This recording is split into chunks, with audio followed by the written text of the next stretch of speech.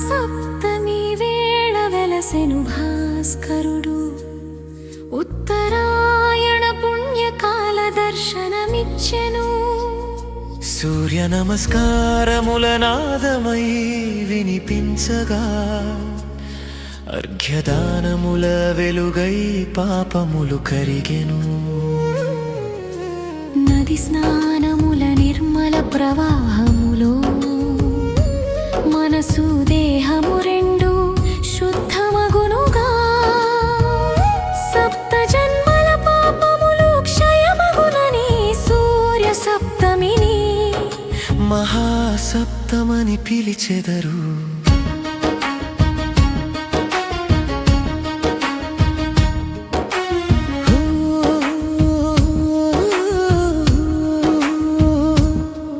పరమాన్నమున బెల్లము మేళవించి శుద్ధ గోమాత గోబరముల మీద కోనెయ్యతో సిద్ధము చేసి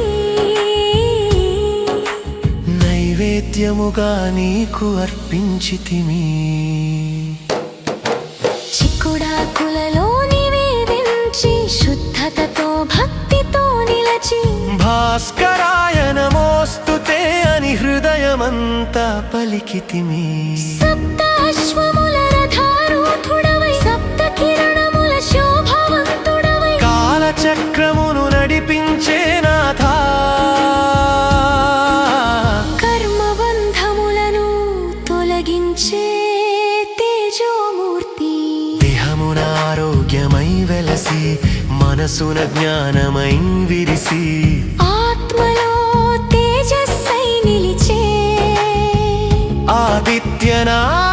ఆదిత్యనారాయణ ఈ సప్తమి దినమున నీకు నమస్కరించి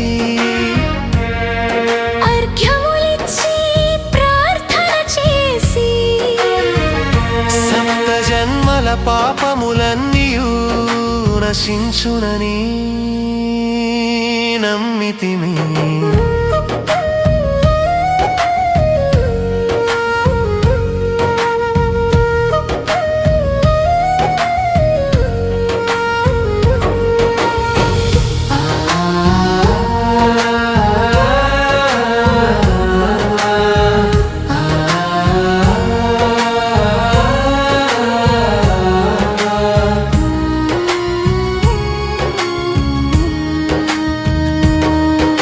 ఉషోదయ కిరణముల వేళలో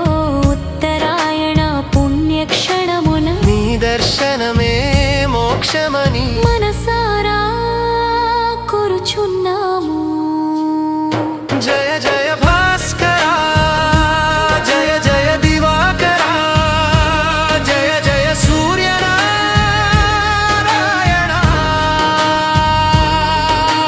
లోకమున వెలుగుల నింపిన దేవా కరుణతో